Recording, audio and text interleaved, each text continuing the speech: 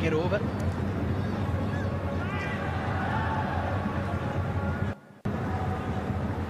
But it's not hopeful football anymore, like it was. And it was that way not a long time ago. Fine challenge from Subashish.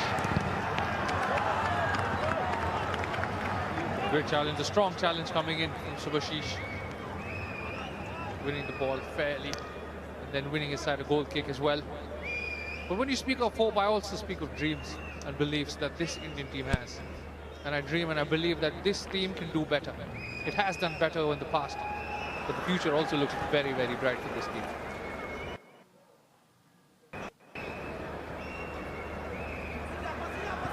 Okay.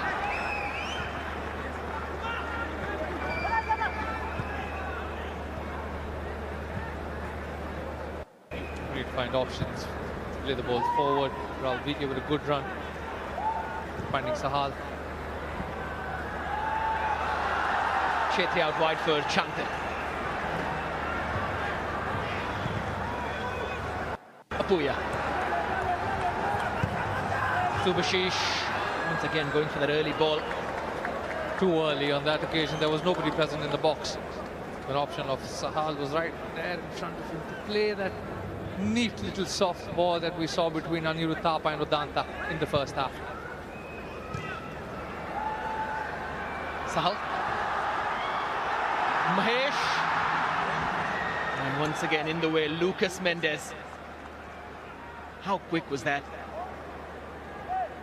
A great turn to win the ball back from Sahal Abdul Samad. This is what he can bring. And that vision as well. Mahesh's run in front of the defender. Just couldn't stay on his feet and get a shot off with power. That's great weight on the ball as well, just in front of Mahesh, who trips over his own legs. Gives away a goal kick.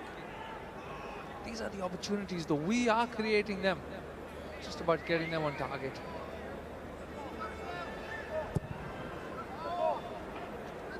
Chetri was asking to be played in first time when Mahesh received that ball. Abdur Isag. Amrinder is still slightly unsure. Nikhil Pujari does well to hit that ball away from danger. But then again, this is the communication. Amrinder's come out. There's been no call. Needs to do slightly better. Dangerous ball, dangerous delivery in the box. You had numbers present. Muntari was present in the box as well. This is his opportunity, as Igor Stimac said. This is your time to fight for that place. Number 2, so it be, but why not? Pedro Miguel. And that one trickles away for a goal kick. Big moves by Qatar, of course, in terms of appointing head coaches as well. Carlos Queiroz, 11 games in charge of Qatar since taking over in June from another Portuguese, Bruno Pinheiro. In this calendar year, Qatar have lost half their games out of the 14 they've played.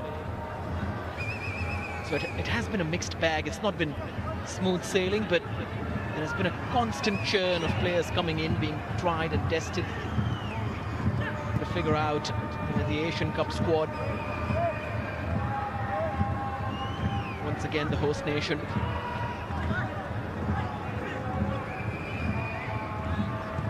There again, you've seen Sunil chase, but he's chasing alone. These are the times when there's an opportunity for the Indian team to step up. They've been really well compact while defending. Pedro Miguel. It's on India's way.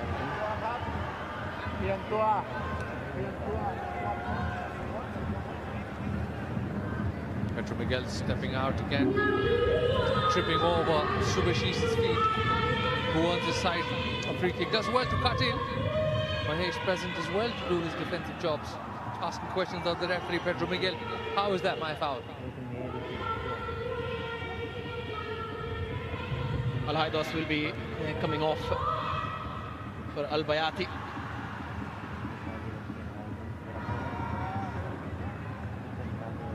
Some big players have left the pitch. Almoez Ali, Al-Haydos now. Mustafa Mashal as well. Not afraid to take a risk, Carlos Queiroz. He seems very confident that they have wrapped up this game. But there's still time left on the clock, and if some of these big names are off, is that an opportunity for India to step out and get on that scorecard? Confusion cleared as well. It is Qatar's free kick.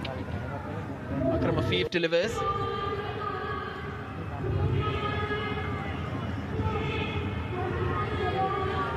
Unable to restart quickly. Tempo, more tempo. That's what Arsene Wenger said about India. That's what he demanded. Let go of that handbrake. Just let loose. And it's about time that Igor Stimac makes a few changes, I feel. Attacking changes go towards letting that loose. He said it himself in the press conferences. We've got nothing to lose. This is your opportunity. Try a plan B maybe.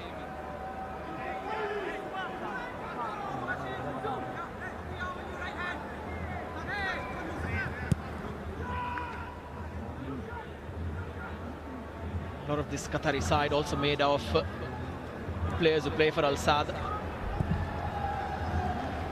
Al Sadd winning the title a few years ago under Xavi Hernandez. Just the sheer exposure to top-level coaching, to top-level names, that head start of 10 odd years that Qatar have over India. Those 10 years, you can see that in this microcosm 90 minutes. But at the same time, when you look at India as well, you've got Igor Stimac for the Indian team, you've got Arsene Wenger stepping into India as well. And if you take an example of Japan, where Arsene Wenger was present with a 4-year plan, they played the World Cup. So it's about, as he mentioned in the halftime interviews. Here's another chance for Qatar. Abdur Isag inside the box. Another setup, and this time it's over. Big chance, but how easy was it for them to walk in there? Muntari with the attempt. Muntari with an opportunity to add another goal to this Qatari side. Doing well to hold the ball up like a proper number 9, and then getting in the box. First time effort, just over the crossbar. It's a tall boy holding the ball up, and then to do substitutes combining, just touching that crossbar. Abdur Isag unable to keep that one in. You did mention Wenger coming here, other coaches coming here, and at the start of the Indian Super League, the likes of Tim Cahill, who have also played 2 goals for Jamshedpur, 50 for Australia, winner of the 2015 Asian Cup. Tim Cahill, advisor to the Qatar Football Association and technical director as well. And that's why you rightly mentioned that the big names coming in with their intellectual values of not just being a part of the game, but also having the experience of playing at the highest levels. And I'm sure, as Arsene Wenger mentioned again, this is the gold mine waiting to be explored. We will be. We've taken the right steps. It's about doing what you have aims of doing. It's about taking actions of those aspirations. 10 more minutes, and India need action and aspiration both. They want to turn this one around. Might be out of reach, but a goal can change the mood.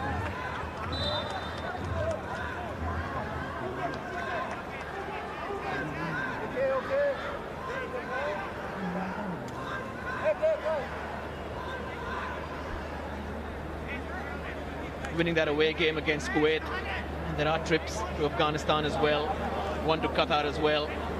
They will host Kuwait and play Afghanistan at home, so it is a long road, and it doesn't end there. It then goes into that immense 3-group 18 team in a situation where there's going to be so many games to play. And even if the side doesn't go all the way to the World Cup, just playing against those higher ranked opposition every 2 odd months, every 3 months, that's what India needs. And they will. It will always improve. You were speaking of Qatar's recent results. They played the likes of Russia. They played the likes of Iran. They haven't won those games, but I'm sure there'll be a lot of learnings. And you can see that, how dangerous this Qatari side looks on some sort of set pieces, even playing the ball forward. They look confident with that. India also does look confident when they're playing forward, but they need to do a lot better.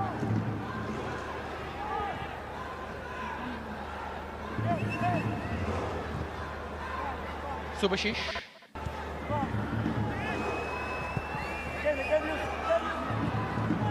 Sahal. Heavy touch and quickly taken away by Jasam for Akram Afif. Straight into Sandesh Chingan. Jasam picks it up again. Tries to set up Akram Afif again.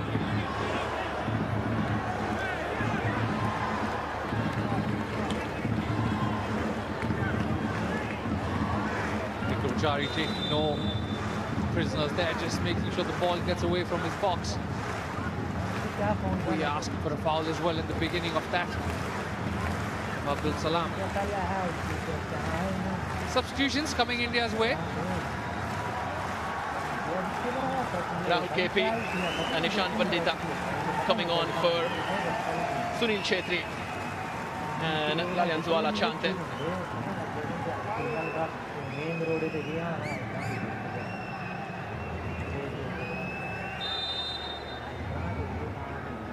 So Mahesh, Ishan Pandita and Rahul KP is the front three now for India.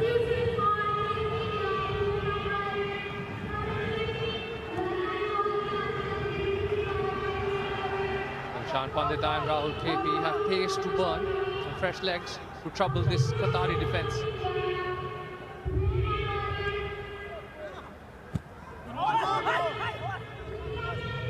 Probably leaves now an opportunity to go for a flat 4-4-2. You've got Rahul KP on one side, you've got Mahesh on the other. You've got Sahal right behind Ishan Pandita would be my idea. So just moving forward, letting Sahal be that number 10 to just find the likes of KP, Mahesh and Ishan Pandita behind the Qatari defence. A lot of competition at left back as well. Akash Mishra and Subhashish are the first two in the pecking order, but even though Igor Stimac has said that he will not be making too many changes to the national setup, the likes of Jay Gupta coming through. Wonderful performances in the Indian Super League under Manolo Marquez. That's the factory. Coaches producing and trusting younger players in domestic games to eventually see them make the national team. Now that process has begun. Jay Gupta is another name that's physically present. He's dangerous, he's fit. And that's what you need as the game keeps going forward. You can see that you will find these physical battles whenever you play against a stronger ranked side, not just a stronger country. Anybody in the above hundreds, if I may say, will be physically stronger as well. You saw the same against Kuwait as well. Apuya. Rahul KP.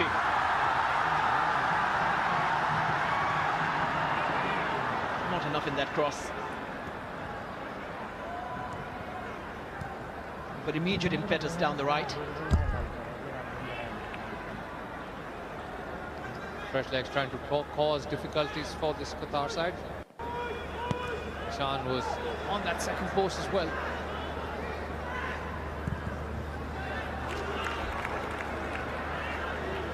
But a few risks were taken by Stimac. Amrinder in goal, not really a risk, it's more like a test. He wants to try out players under pressure. What can you do against the champions of Asia? And probably that would have been the exact question he asked Amrinder. What can you do? What can you do against these teams? And what has happened is that they've conceded 3. A third goal going in, Abdur Razzaq scores. And while questions will continue to be asked about India, this is the gap they have to traverse. 3-0 in Bhubaneswar, and that long 15-game unbeaten run at home is set to be broken. A brilliant ball from the left flank for Qatar, and the substitute gets his name on the score sheet as well. Dangerous delivery, making sure he gets in front of his man. Rahul BK, not aware. Qatar add another goal. Another beaten on his first post. Raul BK could have done better, just pushing a little more, being aware, looking over his shoulder. Probably communication from Amrinder as well, or Sandesh. You always learn. I still believe so. These games that you lose will provide bigger learnings. And Bhubaneswar silenced, finally. This Qatar team coming into this game on the back of a massive 8-1 victory. And yes, India were confident with that 1-0 against Kuwait away from home. A long record broken, a long wait of 22 years to win that qualifier on foreign territory. But the sheer momentum